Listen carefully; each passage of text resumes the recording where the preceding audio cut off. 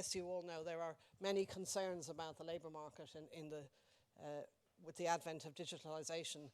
A lot of concern about job displacement and the need for retraining, and about wage inequality being two main issues that arise. So we have 3 papers on this topic, and what we've decided to do is each of the presenters will present for 20 minutes, and then we'll have discussions at the end because there are common themes across the 3 papers. Okay, so I'll hand over to Mariagrazia. Thank you very much. I would like, please, my slide. So thanks a lot for having me here today. And I'm going to talk about a project that has been developed between my directorate, which is the Directorate for Science, Technology and Innovation, with the Directorate for Education and Skills. And the reason is that this problem of occupational transitions and what it entails in the digital era to have workers that need to move from one occupation to the other is really a problem that doesn't only belong to science and technology, but especially also to asking the question about the skills that are needed for the transition to occur.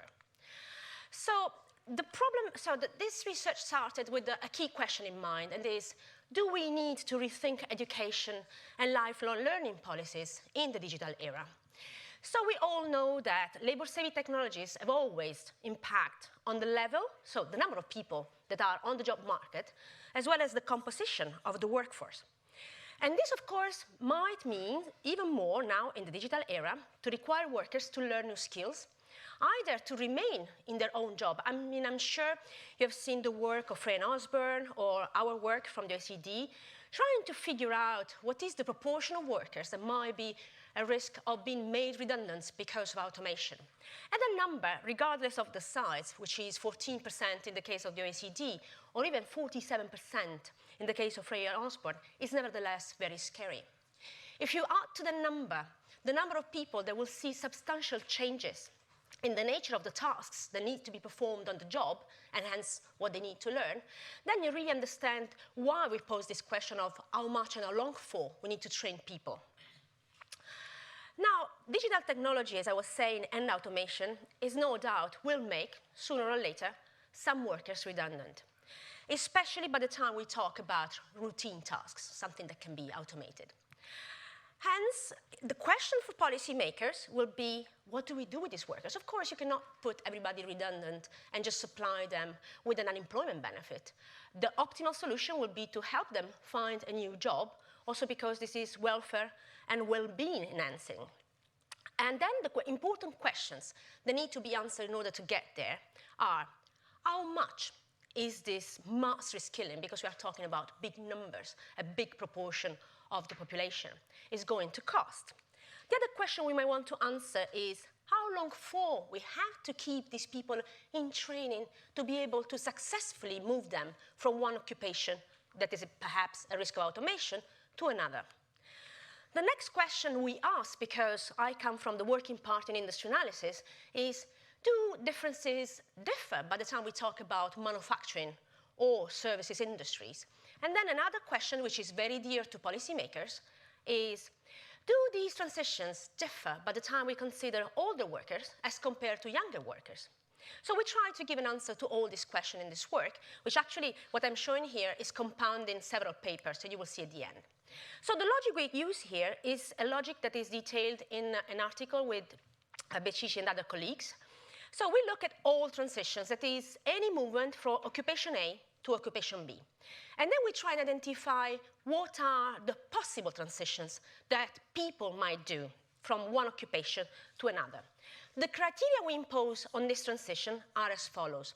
The first one is that we have to, I apologize, I have a very bad cough today.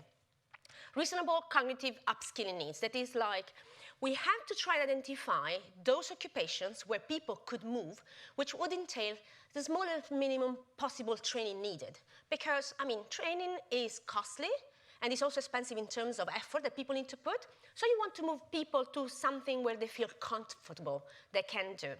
So we do this analysis based on ESCoE occupations, ESCoE 08 occupation, at a very fine-grained level. It's a 3-digit, which means that we identify all the distances, and our measure of the distance is based on cognitive skills and non-cognitive skills, which we have defined based on the survey of adult skills. And so we then group these possible movements in movements that can be obtained within 6 months of training at most, within 1 year of training at most again, because there are several occupations, so one might be, say, 8 months, it might take 8 months of training to get there, another one might take 11. So those two occupations will be in the 1 year framework, and then, you know, the massive reskillings, the important reskillings, that are those that are going to up to 3, which basically entails do another degree to the end of the day. Now, we also try and minimize redundancies of skills. That is, by the time you do a specific job, you do develop a number of skills that relate to the kind of tasks you perform. Now, tasks are very expensive to generate. It takes time, it takes effort. So what we want to do is to preserve this human capital by the time we suggest a transition. So we try and understand what is the difference in these non-cognitive skills, as we call them, the task-based skills. And then we also take into account the background, the education of the person, because of course, if I am an economist, I will be kind of more comfortable to move to another job which requires mostly a background in economics as compared to, say, physics. So we have to really try and understand and build, we try and build on everything that could make the transition easier. Now, within this broader set, what can be a possible movement, we try and identify what we define as the acceptable transition. Acceptable transitions are determined from this first pool of possible transitions by means of looking at most, people might need to incur a small wage reduction. What we think here is at most 10% of the salaries. The reason is as follows. Many people have mortgages. Many people, we know, try to keep their level of living. So, of course, the idea is if I'm going to suggest a movement to move, for instance, people at risk of automation to a safer occupation, then I want to try and preserve their income levels. Of course, in order to facilitate the transition, I might find jobs that might even pay better compared to what they currently do, but it might be such improvement that does not exist, and so I need to look in the neighborhood of the current situation, hence the 10%, which is basically what we have observed in the past by the time, let's say, crisis hit the market. And as I said, by the time we want to move people, and our measure of the distance in cognitive skills goes both positive and negative, in the sense that if I want to teach at King's, perhaps I need to improve my relational skills, but I don't need my Italian skills because here everything is taught in English. So, of course, the measures we have do account for the positive and the negative signs. We don't only consider the absolute distance in skills.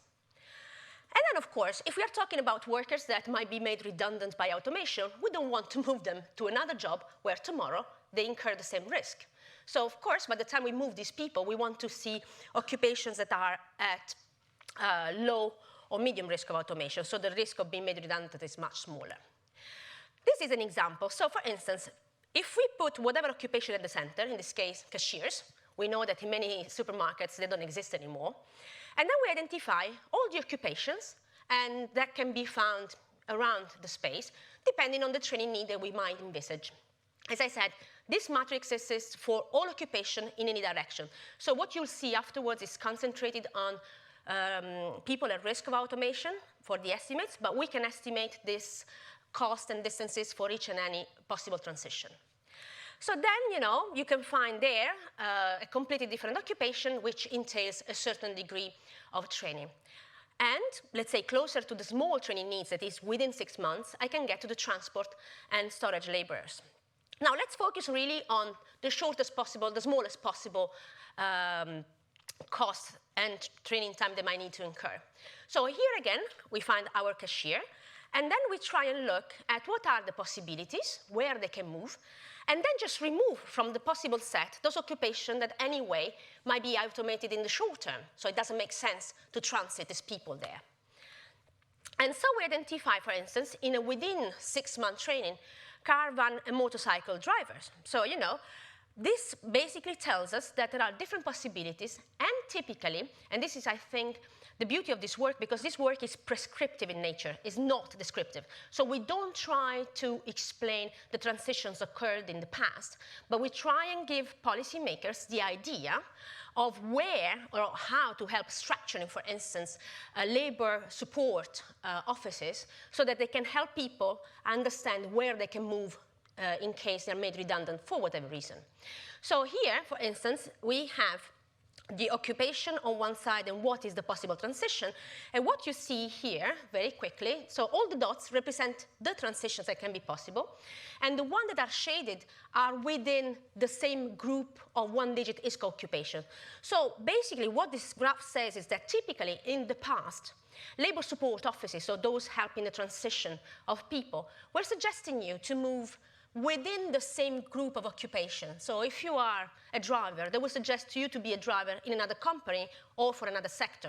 But basically, they will suggest you to do the same.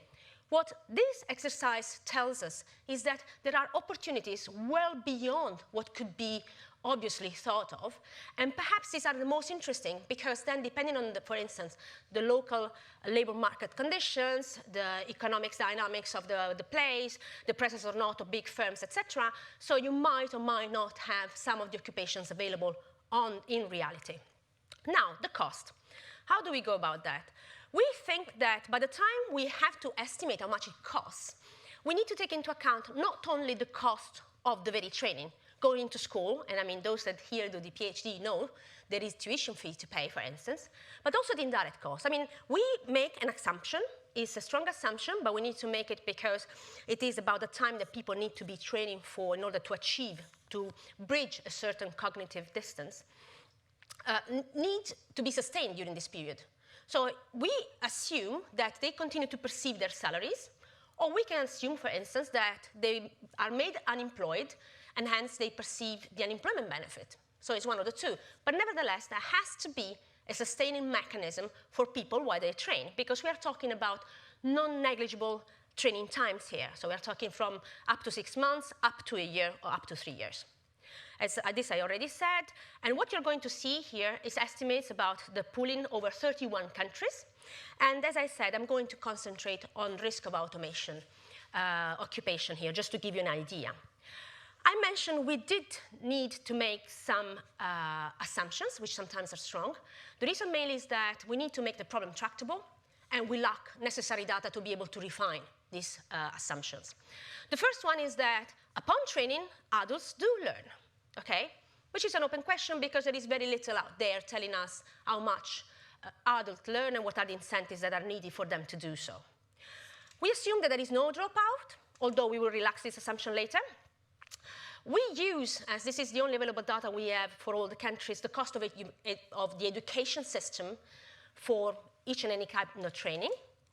And we also assume, and this is a bit heroic, that more or less the effectiveness of training is the same for all countries involved. Mind you, we're talking about 31 countries with different characteristics, but we do take into account later also some of these characteristics. As I said, we rule out working and learning at the same time, and we suggest that the optimal would be job-to-job transition after a training spell. So we don't, in this framework, we don't take into account that there is an unemployment spell. So as I said, what we're going to look at is really the lowest cost possible. So the least effort we can make to make these people safe, and that's why we call it safe haven. This doesn't say anything about the quality of the job. It's different occupations. The only characteristic of these occupations is that they are similar to what, given the skills of the worker can safely transfer there, and these occupations are not at risk of being made automated in any time near, basically. You're going to see upper bound and lower bound estimate throughout, which is if you believe that the 14% number of our colleagues is the right one, or if you believe that Frey and Osborne were right, and so the number is the 47%.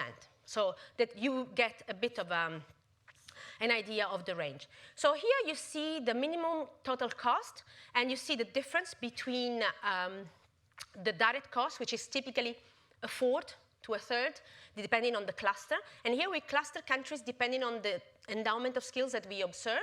And so you can see the numbers that anyway are substantial by the time we think on a per person minimum cost. So here, this is what I was mentioning about the lower bound to the upper bound. And of course, the estimates vary a lot depending on the country we consider. On average, these estimates vary between 1% of 1 year GDP, which I can assure you is a lot of money, to even up to 5% of 1 year GDP. Evidently, there are multiple channels at play here, but the thing that we might want to retain is that these expenses don't need to be sustained in 1 year. Now, we did relax the constraint, like for instance, what if we add based on CVTS information about task-based training? The figures don't change very much, but we don't think this is really the way to go, but this is the only data available. And what if we suppose that training can fail, and fails to the same extent as education system fail, so there is a 25% factor which should add it up on the top of the estimates I presented in case we believe that training might fail. Now, what we also find in this work is that industry does matter. By the time we find higher share of employment in manufacturing, this correlates directly with the higher country's aggregate cost of the training.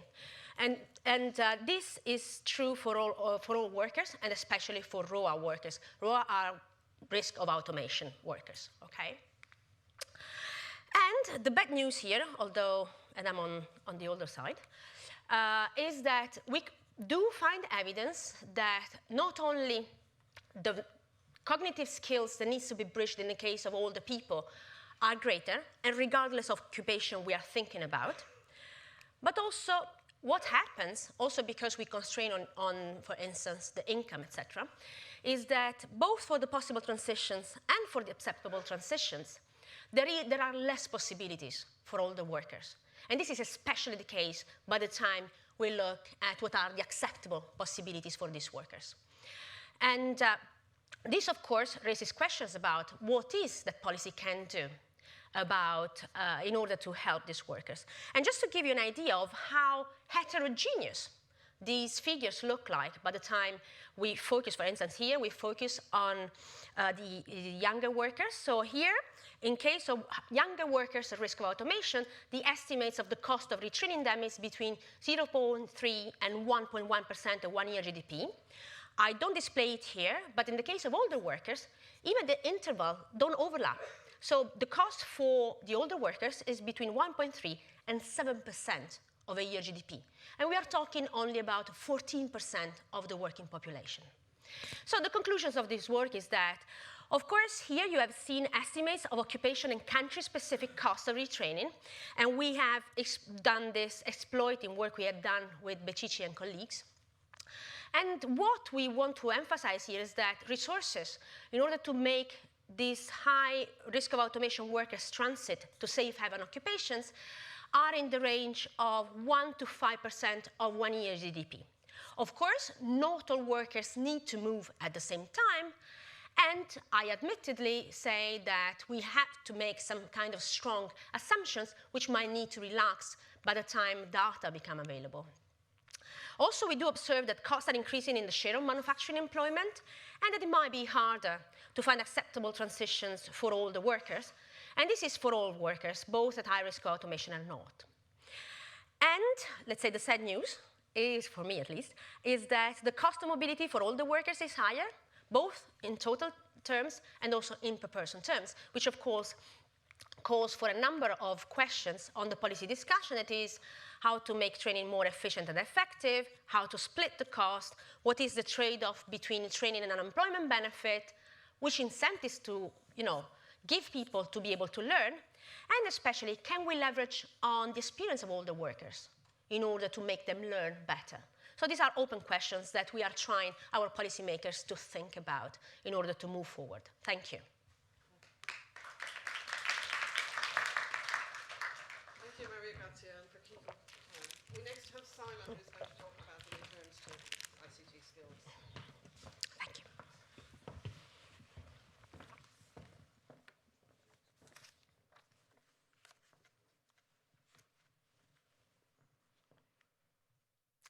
Oops.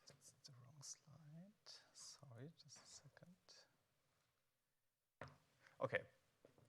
Right, so my name is Widerhold, Simon, as you might say, and I'm working at the Catholic University of Eichstaett-Ingolstadt. For those of you who don't know this place, it's close to Munich in Germany. And yeah, thanks a lot for having me. So this work deals with the question how modern labor markets value skills to master information and communication technologies. So it's about the returns or wage effects of ICT skills. And this work is co-authored with Oliver Falk and Alexandra Heimisch, who work at the EFO Institute in Munich. And the basic motivation of this paper, of the study, can nicely be summarized by a recent statement from Nelly Kroes, who used to be the vice president of the European Commission. And she says that the online world is becoming a bigger part of everything we do. No wonder that ICT skills are becoming central in the job market. And she also calls ICT skills the new literacy. And you hear very similar statements from policymakers all over the world. And perhaps surprisingly, however, there has not yet been any convincing empirical evidence, at least in my mind, on the wage effects or labor market implications in general of having ICT skills, right? And why is that? So first, there is simply no data to measure ICT skills consistently within, not to mention across countries.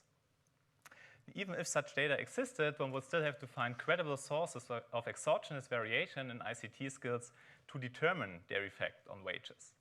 Yeah, you can easily imagine a positive correlation between ICT skills and wages may simply be driven by the fact that higher paying jobs also provide the financial resources to invest in adult education and maybe computer courses, which help developing ICT skills.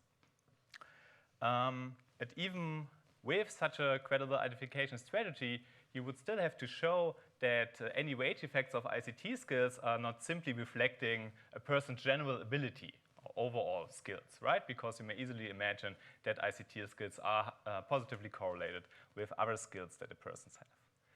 Yeah, so there's a really nice paper by John DiNardo and Steve Pischke here from the LSE that shows that computer users at work possess unobserved skills that have little to do with computers per se, but that increase their productivity and wages. So our paper tries to address all of these points and hopefully at least provides rigorous empirical evidence on the wage effects of ICT skills. To do so, we use novel internationally comparable data on a person's ICT skills across 19 countries. And to actually measure causal effects, we use two instrumental variable strategies. Yeah, and both of them are based on the idea that ICT skills are developed by performing ICT-related tasks and that having access to the internet is a precondition for this sort of learning by doing. We also provide a very detailed discussion on our identification strategies. So for instance, we can make use of the fact that our data do not only provide information on ICT skills, but also on persons' numeracy and literacy skills. So we can really show that our instruments isolate the wage effect of ICT skills and do not just depict a person's general ability. I hope I will also have time, a little time at least, in the end of my talk to talk about potential mechanisms driving positive returns or positive wage effects of higher ICT skills. So we've quite a program ahead of us. Let's get started with having a look at the data. Yeah, so we draw on data from the Program for the International Assessment of Adult Competencies, or abbreviated PIAC. Mariagrazia also talked about this data a little bit. So PIAC is commonly referred to as PISA for adults because it provides internationally comparable skill data of the adult population, whereas PISA provides such information for 15-year-old pupils. Just like PISA, PIAC was also initiated by the OECD, and the testing was done in 2011-2012, so quite recent at least. In each participating country, a representative sample of adults aged 16 to 65 years participated in the study, and I should also mention these are all developed countries. And what I always find very striking is that the total costs of the PIAC survey have been estimated to around 100 million euro, so this is really a big endeavor, right? A really large scale survey. Okay. PIAC is the first international assessment that provided a test of ICT skills. Right? So in PIAC, these skills are called problem-solving in technology-rich environments, or PSTRE, and they are defined as the use of digital technology, communication tools, and networks to acquire and evaluate information, communicate with others, and perform practical tasks. What will become very handy for our analysis is that PIAC also provides information on numeracy and literacy skills. So in the ICT skills assessment, participants faced several tasks which they had to solve using the internet, email, and further web-based applications. Yeah, and if you look a little bit deeper into the items that were actually published, it becomes clear that the PIAC ICT skills measures the extent to which people are capable of using modern information and communication tools to get along in an ever more digital world. Yeah, so what the ICT test is not capturing are higher order computer skills such as, I don't know, advanced programming in Python or C++. Yeah, so these are rather basic ICT skills, I would argue. However, there's reason to suspect that these basic ICT skills are actually the foundation for more sophisticated ICT skills. And how do I know that? Well, we can actually see in the data that people like programmers and IT professionals, which presumably have the highest ICT skills also in a more sophisticated sense, do have the highest ICT skills in PIAC as well. All right, so let's look at some data finally.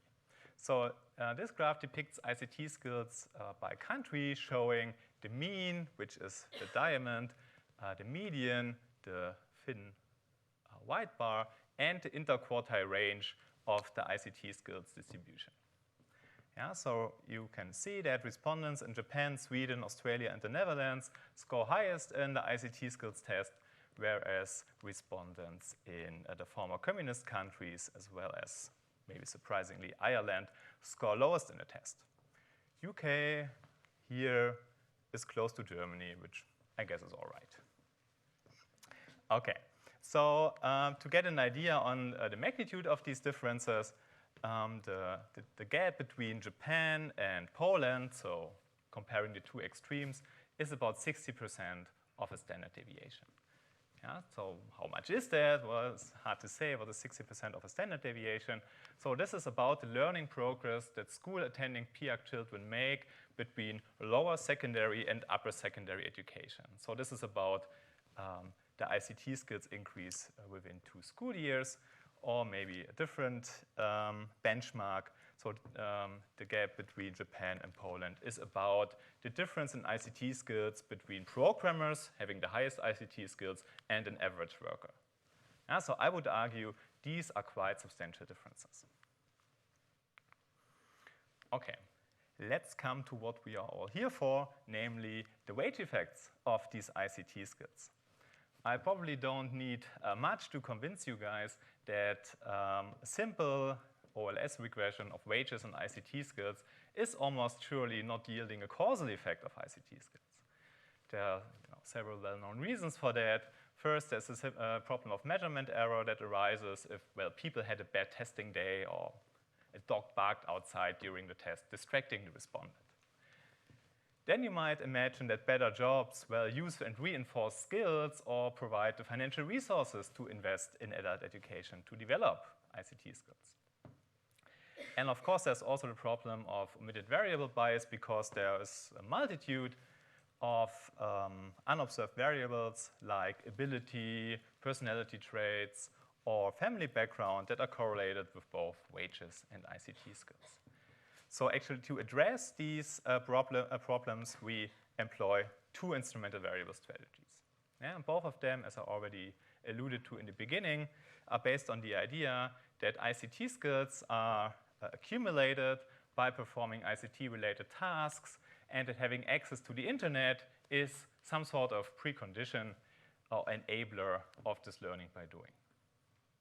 Of course, it's not random whether people have access to the internet or not. So we use exogenous variation coming from technological peculiarities in broadband internet access, either across countries and age cohorts, that's our first strategy, or between municipalities in Germany, that is our second strategy. And since the first strategy is a little bit more complex and needs more time to explain, I will focus on the within Germany strategy today. Okay, to convey what we are doing, let me tell you a little bit more about the broadband technologies or broadband internet. So DSL, digital subscriber line, which is one of the dominant broadband standards in the world, relies on the copper wires of the existing voice telephony network. Yeah, so why this network has only been used to make fixed line voice calls before the emergence of DSL, it turned out it can be upgraded to provide DSL by installing a special hardware, a so-called DSLAM, making data traffic at high bandwidths to the telecommunication operators' backbone network feasible. Yeah, so in Germany, this fixed line network actually dates back to the 1960s, when nobody, I guess, thought about the internet. Right? Maybe some futurologists, but I guess most people did not, at least not the people who rolled out that network. Right? So let me see how this works. Okay. So one central element of this network is the so-called last mile, which is a pair of copper wires connecting the household to the main distribution frame. And it's important to note that the length of this last mile, which in reality was often much more than a mile, right, was totally irrelevant for the quality of voice telephony services. So no matter how far your house was away from the MDF, from the main distribution frame, you could enjoy voice telephony services of the same high quality. So most people didn't know how far their house was away from the MDF, and they had no reason to care about. Right? However, when actually DSL came up 40 years later, it turned out that this last mile distance plays a crucial role. So due to technical reasons that have something to do with signal attenuation, DSL was no longer feasible when surpassing a last mile distance of almost exactly 4.2 kilometers. Right?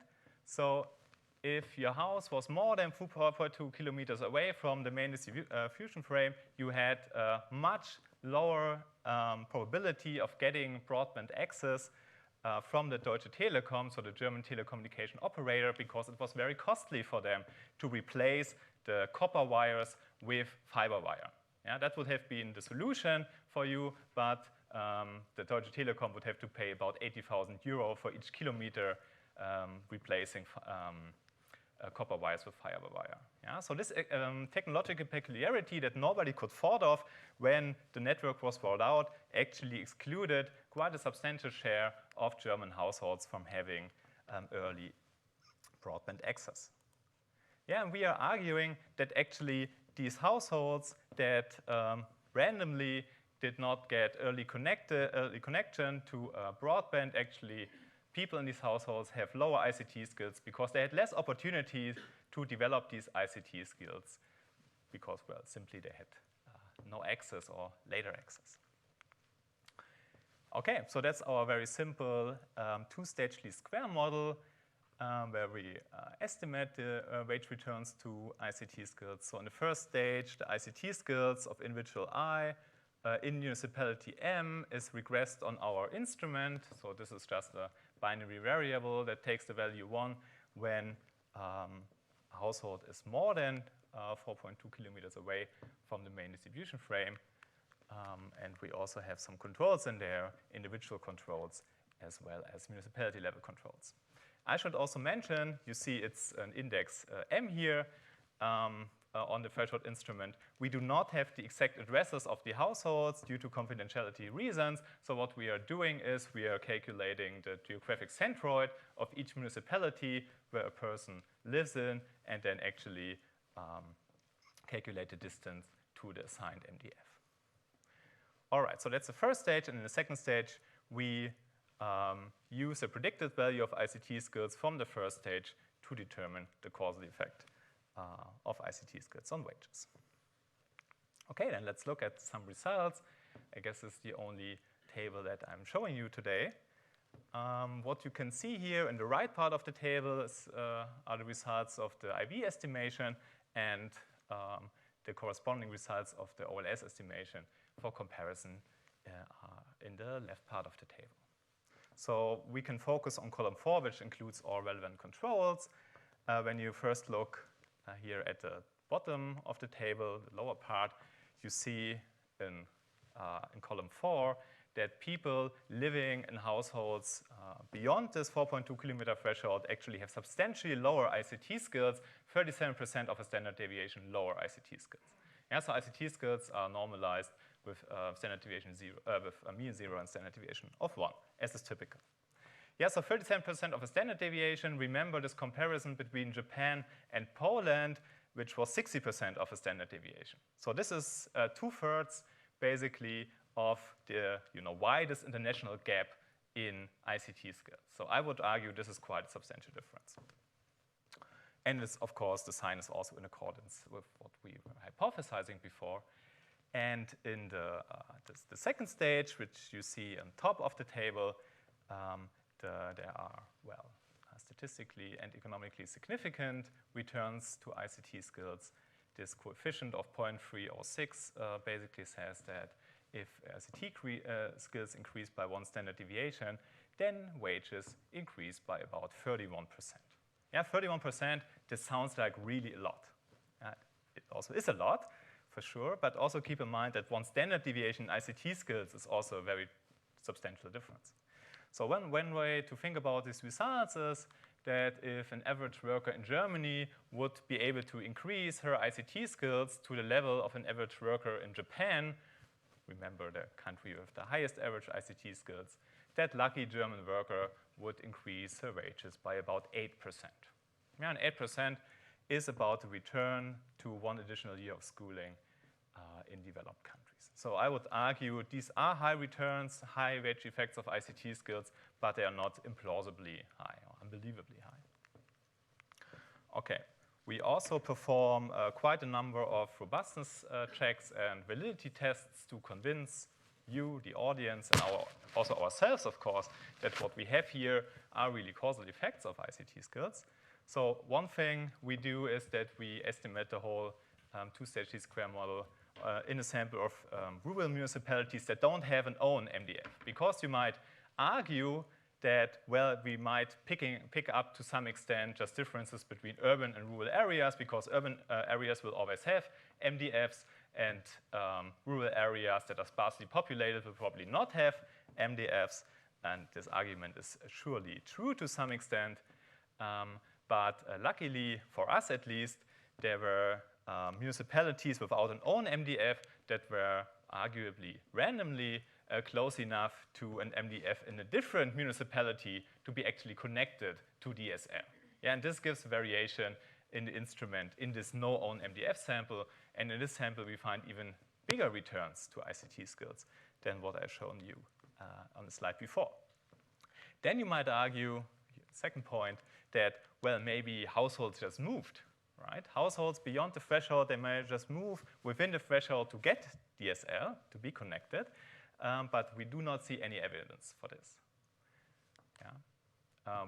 We have the universe of German moves, and we can see that moves, surpassing the threshold to the right are as likely as moves surpassing the threshold to the left, right? So there's no systematic selection into these, inside 4.2 kilometer areas. I already alluded to the placebo estimations that we are doing. So we can replace ICT skills with numeracy and literacy skills, and we actually see no effect of our instruments on these other skill domains. And this really makes us confident that we can isolate the wage effects of ICT skills and not the wage effects of general ability. And another thing we are doing is that we estimate the model in a sample of first-generation immigrants, which mainly have developed their ICT skills in a different country, right? Also for them, the instrument shouldn't work, and we do not see any evidence that the instrument does work. So the instrument is insignificant here. We do a lot of more things. You might be worried about exclusion restriction here. Lengthy section in the paper on that. but I fear I don't have time to go into details here. 1 minute sounds good. So maybe just really very quickly what might explain these positive returns to ICT skills. So it's well known by now that the proliferation of personal computers caused shifts away in labor demand from so-called routine tasks. These are tasks more amenable to automation towards non-routine abstract tasks, so complex communication and problem-solving tasks. Mariagrazia also mentioned this, and this is in the heart of the task-based approach to technological change by David Autor and co-authors.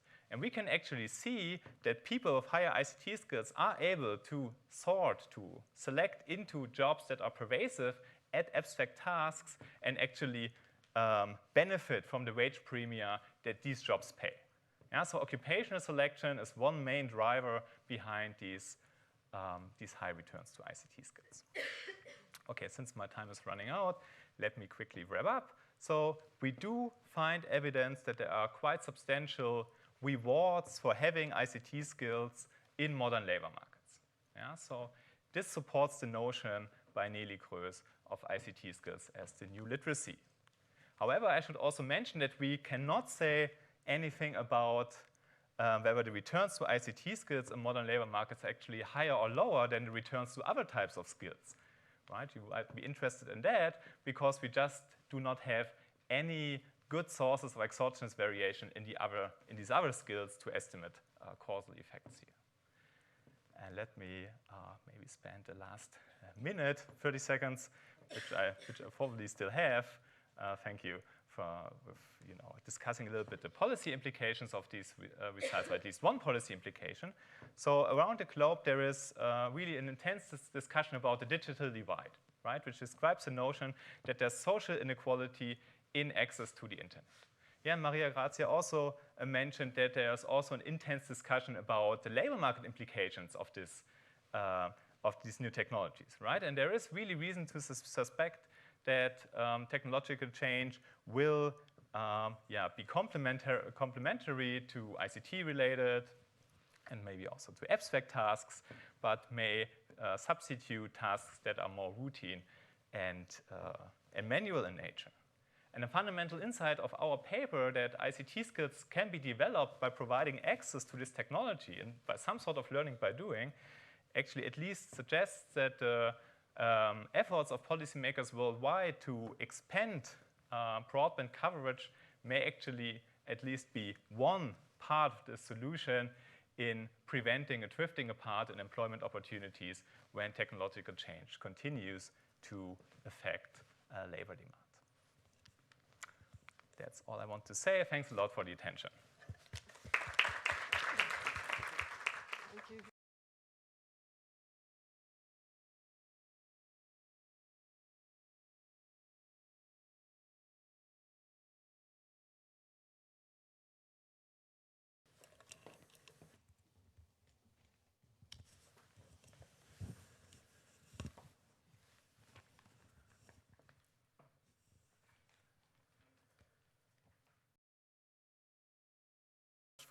For the invitation to participate in the session, and thank you for the organizers for organizing the conference and putting together this session. So it's great to be here.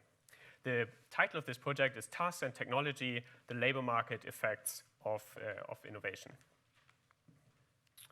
Let me set the scene a little bit for this project and for the kind of questions that I'm interested in addressing. When we think about the labor markets over recent decades, we would say that the increases in inequality are one of the key changes that we have observed, and one of the key questions is what are the drivers behind these technological changes. And one of the potential candidates for that change is the role of technological change that we've observed over the same period. And in particular, we think about skill-biased technological change, and we think that it's potentially closely related to the pattern of labor market polarization that we've observed over the same period. one of the important papers in this research area is by David Orter and co-authors from 2003, where they put forward the routinization hypothesis and the idea that, that there are changes in technology that facilitate the replacement of routine occupations, and develop the hypothesis that there's computerization and that may lead to a decline in routine occupations, and at the same time there may be complementarity with professional occupations. More broadly, I think in this area there's a challenge of trying to understand the relationship between technological change and the labor market outcomes that we see over that period, and also the challenge of trying to quantify technological change as it's happening. So there's of course a strong interest in these questions. There's a lot of research at the moment, and this slide also points you to some of the current work on this area. Although of course that's not an exhaustive list by any means. Just to motivate a little bit more the questions that I want to investigate here, I just want to put up this slide here showing a pattern of employment polarization for the US here, where you look across different decades from the 1980s onwards, and basically showing you, looking at occupations according to their 1980 wage, and basically looking at the employment change over that period. And what we can see is that although the patterns change over time, there's a pattern of polarization in the sense that the middle occupations tend to perform worse in terms of employment development relative to the lower lower wage occupations or the higher wage occupations. And one of the purposes of this is to investigate the possible drivers behind these patterns. So what's the purpose of this paper? So what I would like to do is to think about new ways of providing evidence on how technological progress has evolved since the 1980s, and to understand the interrelationship between technological progress on the one hand and labor market performance on the other hand. So the approach that I take is that I try to quantify innovation and to measure innovation through patterns data. And at the same time, to adopt a task approach, so to basically view innovation through the kind of tasks that the innovation may be able to deliver.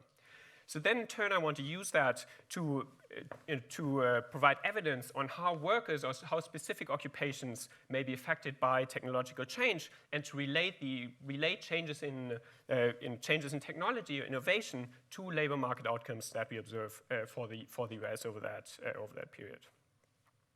So the key idea here that's driving this project is the idea that technology and workers meet up at the level of the task. So this paper really very much adopts a task-based approach in terms of thinking about occupations.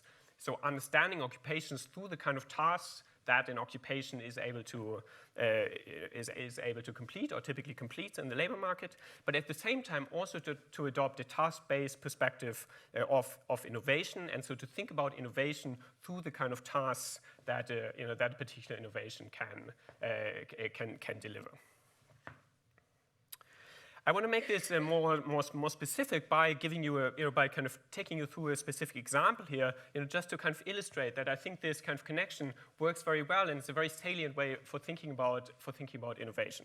So here's a forklift truck, and the reason I'm picking this particular example is because this is a salient technology here where we would expect that this may have effects on the kind of occupations that that work with these kind of machinery here.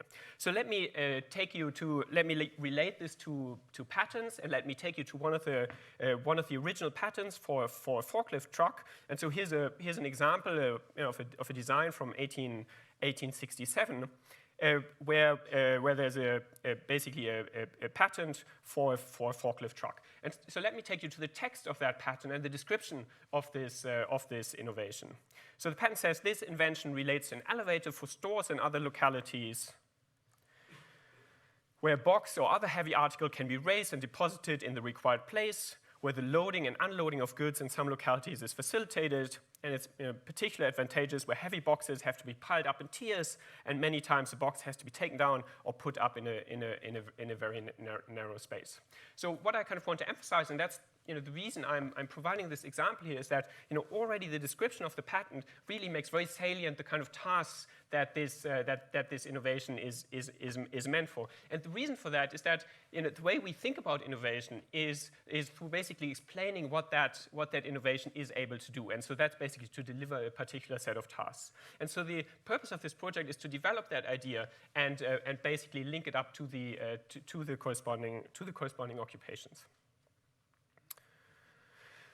So let me explain the kind of roadmap for this project. So what I want to do is I want to focus here on process patterns. So I will not think about product patterns here. So the kind of question that I'm asking is whether a particular pattern category would describe an activity that could in principle be performed by a worker, and I restrict attention to those kind of patterns. And then the next step is to develop a mapping between, on the one hand, the classification of tasks based on the ONET database, and on the other hand, the classification of patterns. And then in the third step, to link up the evidence or the changes in terms of innovation with the changes in terms of the labor market, in order to study and to provide evidence how innovation affects labor market outcomes. So let me say a little bit more about the mapping between the patterns and the ONET tasks. So the kind of unit of activity here that I'm thinking of is a specific work activity or specific work activities that are performed across a small to moderate number of occupations within a job family. So that's the notion of the task here that I'm working with in this project. And then I map these tasks to patterns using a text analysis approach, and in that way, I'm exploiting the richness of the patent documents, such as the example that we looked at a couple of slides ago. And as a sensitivity analysis, I'm also providing a hand-coded mapping between these two classifications, as a way of comparison and as a way of providing sensitivity.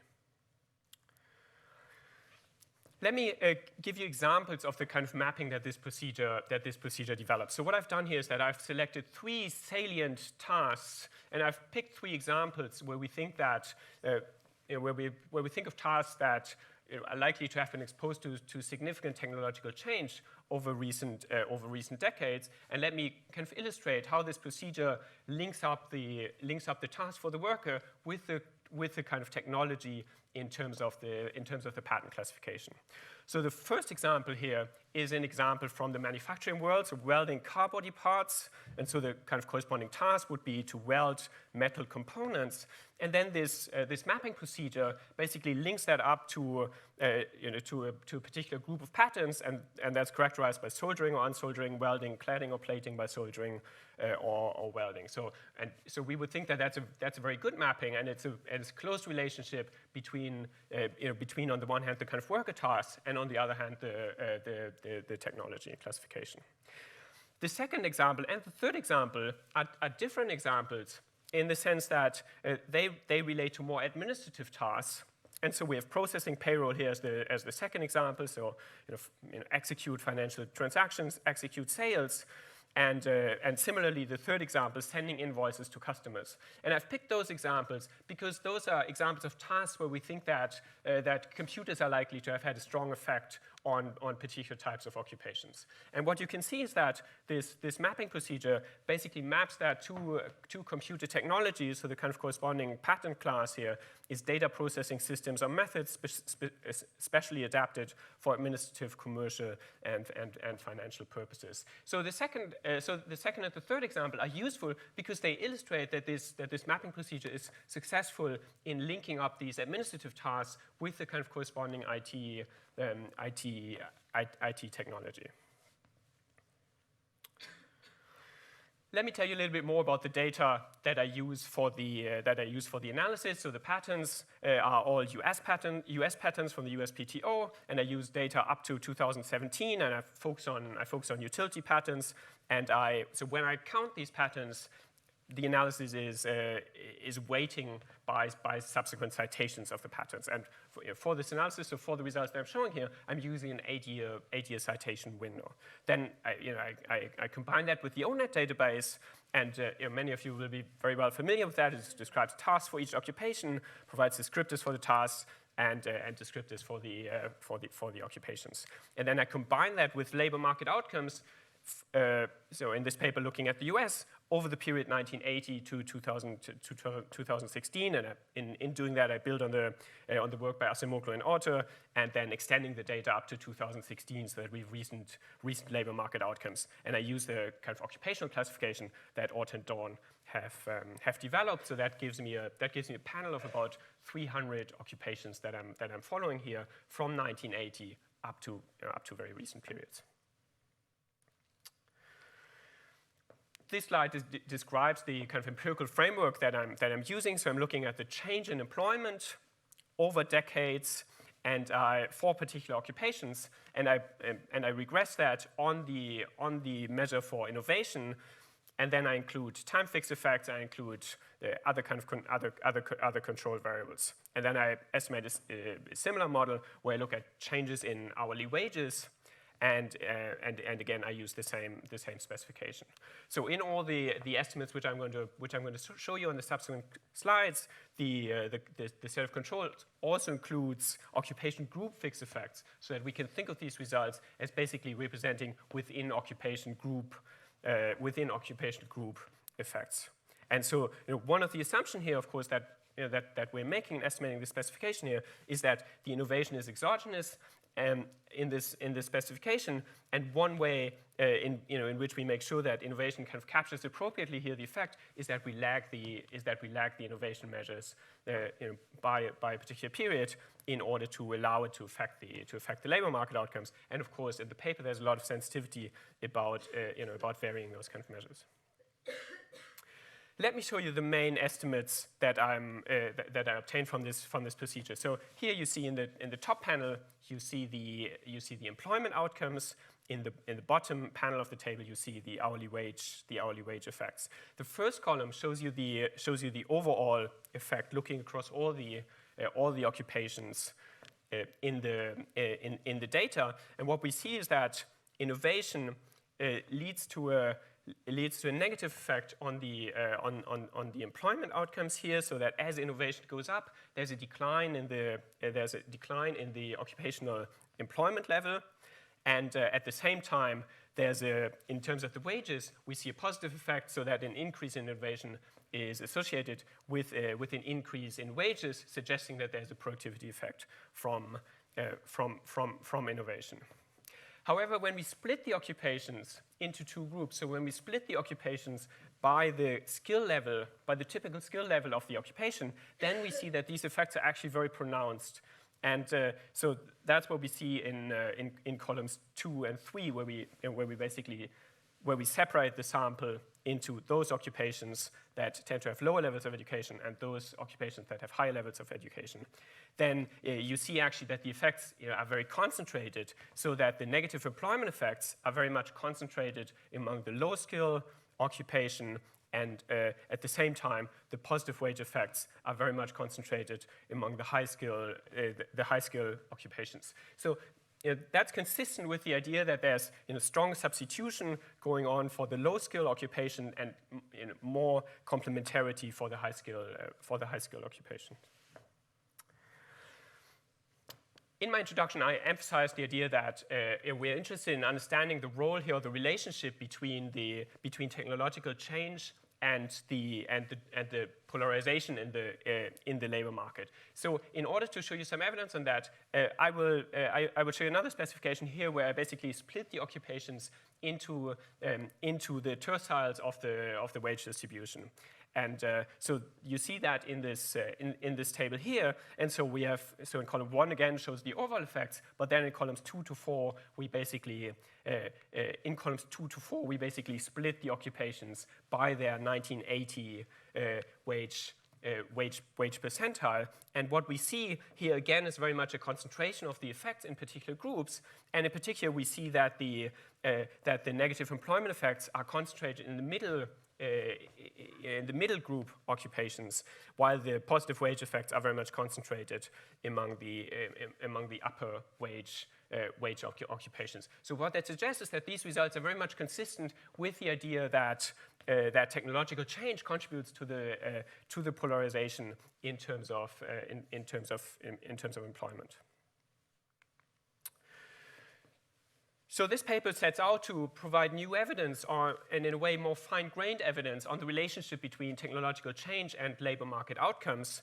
And so for that purpose, the project develops and implements a method for linking specific occupations to specific innovations over recent decades. So what we do, we measure innovation using patterns, but one of the kind of key aspects here of this project is that we measure innovation through the kind of task perspective of innovation. That allows us to provide new evidence on how technological progress has evolved over recent decades, and it allows us to basically to construct measures of exposure for particular occupations. Now, of course, this is not, this looks at basically, this is an analysis that's done on an occupation level, so we're not looking at general equilibrium effects here. And in that sense, there are other effects that innovation is likely to induce that we're not capturing and that we're not trying to capture in this analysis here. So the results that I've presented, they suggest that there are negative employment effects, which are very much concentrated among the low-skill occupations. At the same time, there are productivity effects in terms of higher wages, which are very much concentrated among the high-skilled occupations. And the results suggest that, or the results are very much consistent with the idea that technological change contributes to the labor market polarization or the employment polarization that we've observed over recent decades. Thank you very much.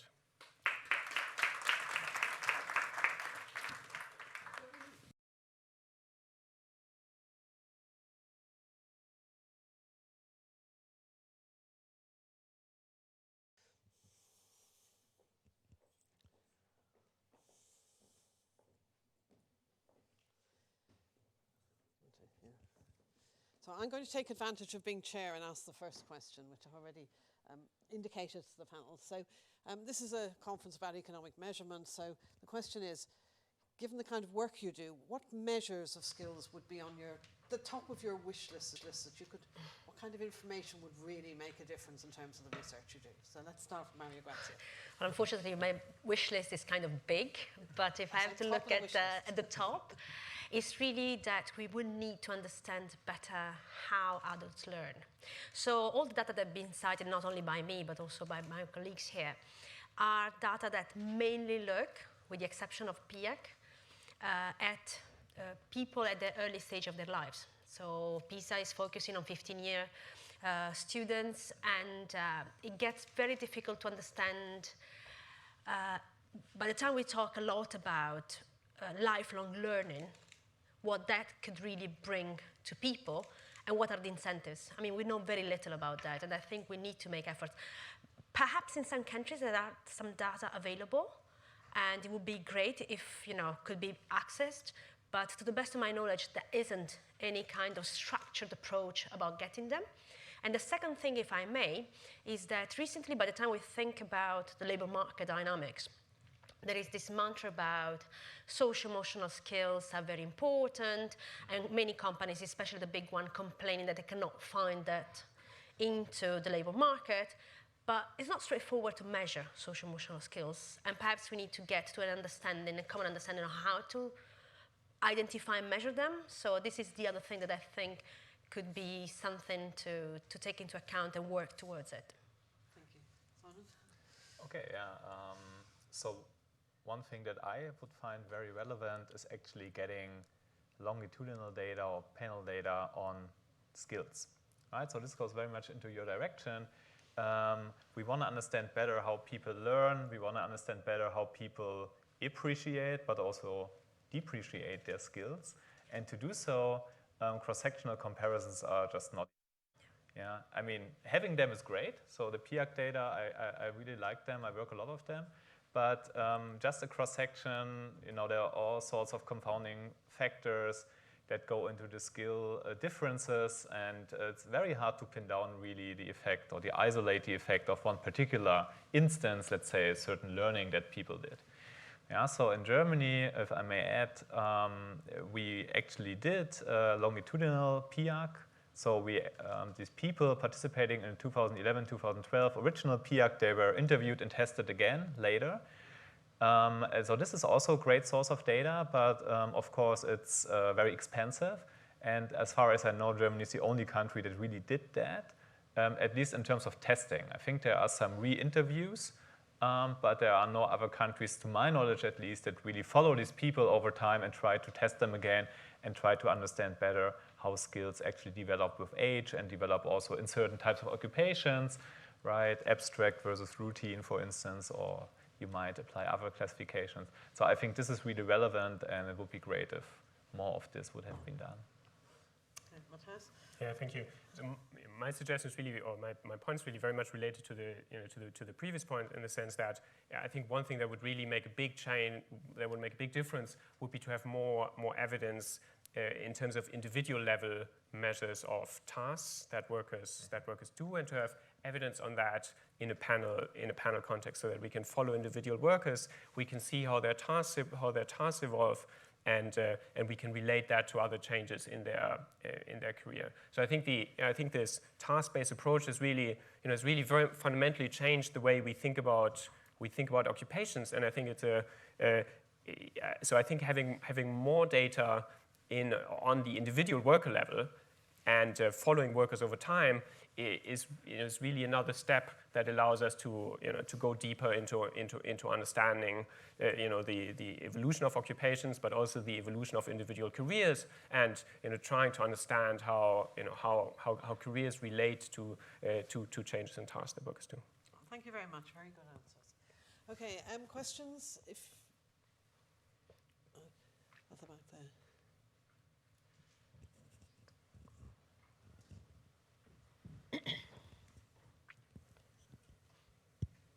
Hi, Zareen Khan from Department of Health. Thank you. All three talks were really interesting. I was just wondering, from the innovation and the technology point of view, do you think the innovation and technology target or trend is changing now more towards targeting softer skills than in, say, the 90s? Well, actually, we missed the panel level analysis to be able to say that. But the analysis, at least we have done at the OECD, says that for the digital era, call it as you want, softer skills, etc., software skills are a part, but not the whole solution. So what emerges very strongly, we have done other analysis that tries and understand what are the skills that matter the most in the digital both cognitive and non-cognitive skills, which we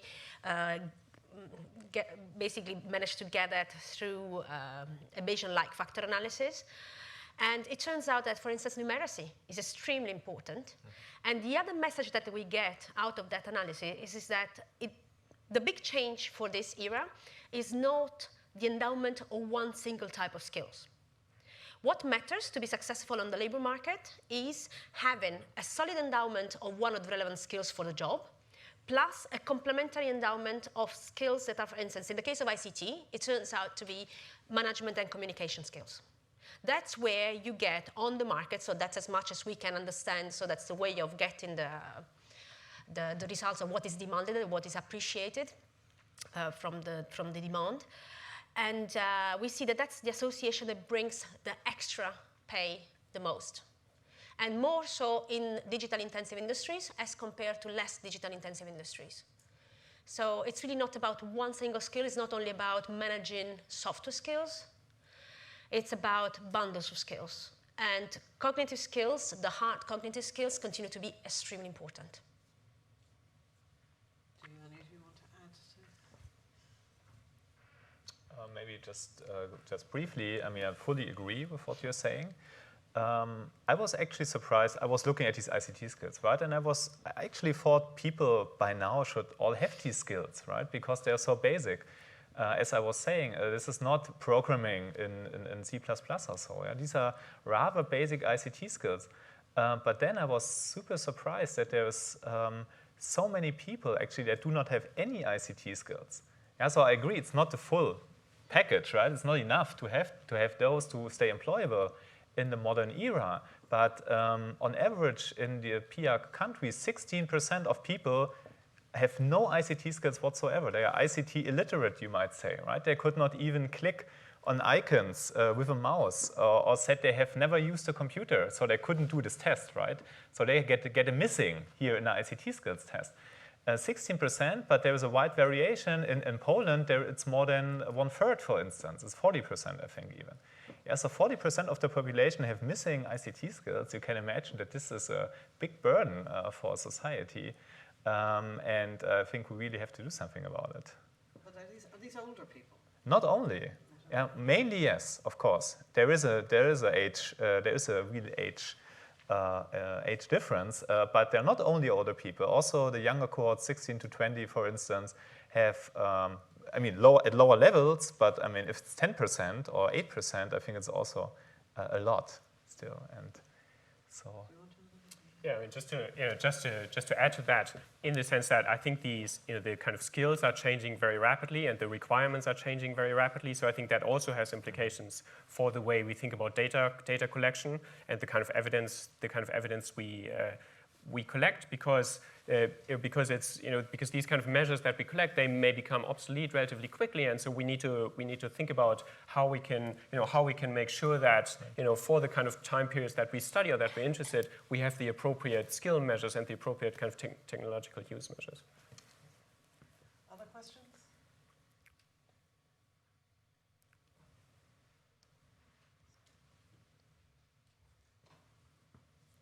Must have been extremely clear. Yeah.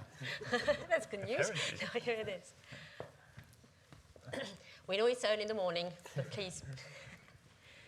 Hi there. Thank you, all three of you, for your talks. My name is George Vaslev. I head up the human capital team at ONS. I had a couple of questions.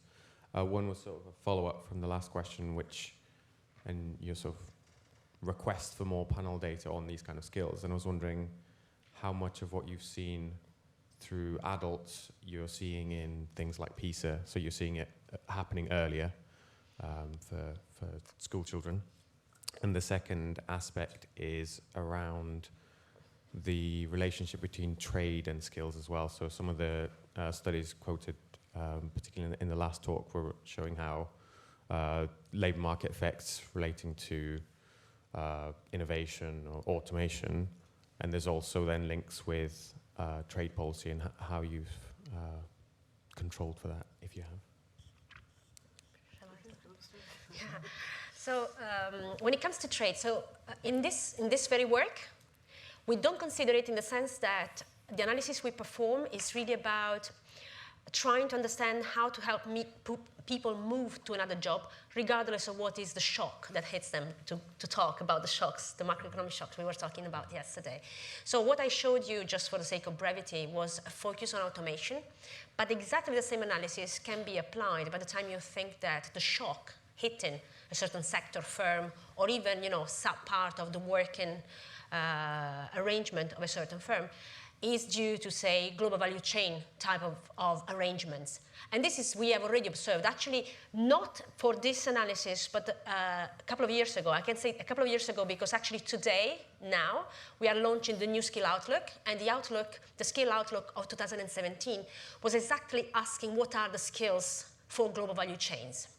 And there we do find evidence that in addition to productivity and to, let's say, improve the performance of countries in participation and positioning in global value chains, skills were extremely important. And again, there we find evidence, and we were able to bring to the data a theoretic model of the 2009 that was appearing on the QJE, was really the bundle of skills. So it goes back to the same thing. That is like the evidence we have produced over the last years don't point to one single skill being useful for, say, avoiding redundancies in automation or being shielded by redistribution of production chains worldwide. It's really the bundle of skills, with anyway some of the skills, and especially some of the cognitive skills, being extremely important regardless of what is the change. Now, evidently we lack of panel data to be able to see, and that was a very interesting question before, like, okay, what is the change you have observed? Unfortunately, we can only observe it in PISA, and we are thinking of ways to bridge, let's say, the school type of relationship that emerges from PISA to the labor type of analysis that emerges from PIAC, knowing that anyway PIAC in 2021, 2022 will have a second round. So we're moving towards a panel, but we're not there. But we haven't been able to make that link yet. In any case, it does emerge from different analyses that not only the OECD is doing, but many others are doing, that is the cognitive, that give you the kind of flexibility of thinking that allows you to move regardless of what is the shock that is hitting you, or to be more resilient, depending on the shock. Now, I haven't heard any question related to that, and I think it's the big piece missing here. It's to some extent was, discussed by you, and it's like, what is the change in the organization of companies that is triggered by reorganization due to global value chains, reorganization because of technology adoption and development? Because, of course, with that, changes the type of skills that are needed.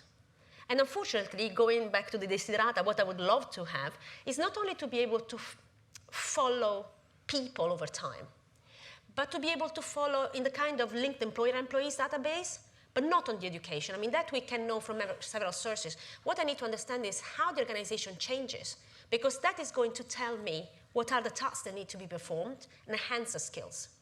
But that we don't have any evidence yet. Actually, not really. So I think you gave an encompassing answer. I would also love to have PISA linked with PIAC. I think there are a few countries, or maybe just one country, that actually tried to do this because some of the PISA people were also then interviewed in PIAC. So there was a different sampling than in other countries, but I've not seen any evidence or any research coming out of this. But there are, attempts to do that, to link these two, but I haven't seen anything. Maybe there are releases, but I just overlooked them yet. Actually, if I may add just one thing, just as raising your appetite. 3rd of December, there is going to be, 3rd of December 2019, there is going to be the official launch of PISA 2018. Mm-hmm. And what they're going to look at there for the first time is what we call global competence.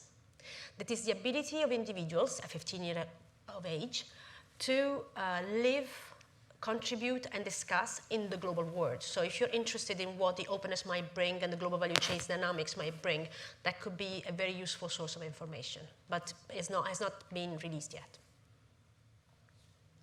Did you want to say anything? No, just to kind of emphasize that, I think this is, the relationship to trade is a particularly interesting one for two reasons. One is because, in some sense, changes in trade policies provide an alternative, an alternative kind of driver that may change the labor market. But also because I think it's interesting. It's really important to understand the relationship between the two. So to what extent the technological change is going to induce changes in the kind of trade patterns. And so I think there's almost like a mechanism kind of relationship that I think is really that's really important to understand. I think there's a lot of work to be done.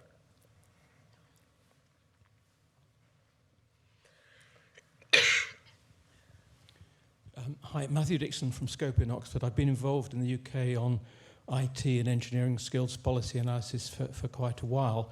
I just wanted to say how refreshing it was to see a focus on tasks as opposed to occupations, because I don't think with occupations we have anything like enough understanding of what's going on there, and also in, as it were, generic PIAC kinds of skills as opposed to highest qualification level. A lot of analysis is still going on in the UK comparing occupations with the highest qualification level, and I think it's deeply misleading. Oh yeah, absolutely. Yeah. Other questions?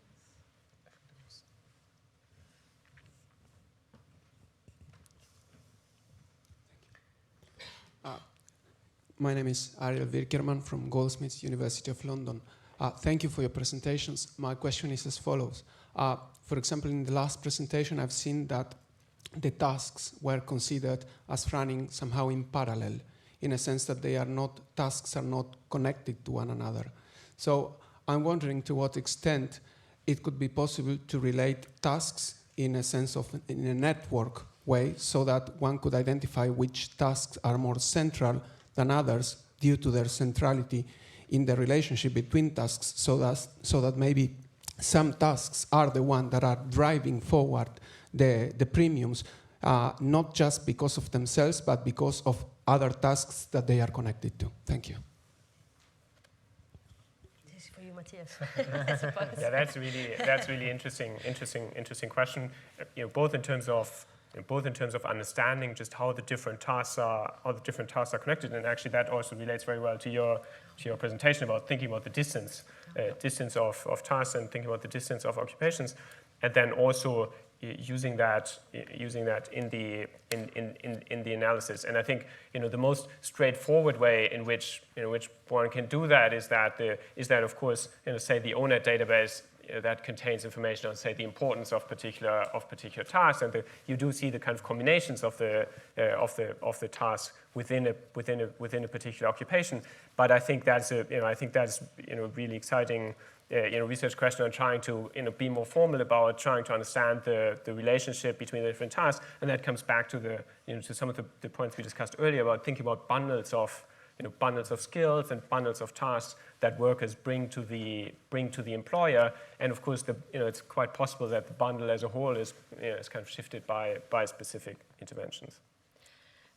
Actually, I found your suggestion of applying, if I got it right, a network type of analysis to this thing extremely interesting.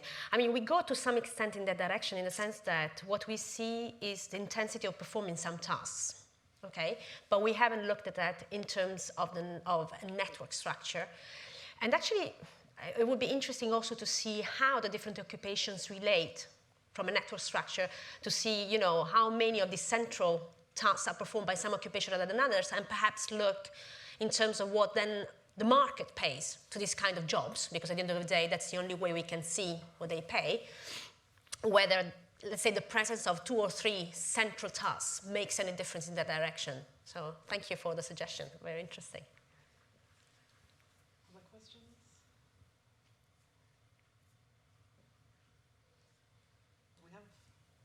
We can finish a few minutes early, so unless you guys want to say any last words. No? No, actually, I was just sorry not to be able to show you the link to the paper, but by the time the slides are going to be posted on the web here, you will find the link to the papers I was referring to. I will be very grateful for any comment that you might have. Okay, thank you very much. So we'll thank the speakers again. Thank you.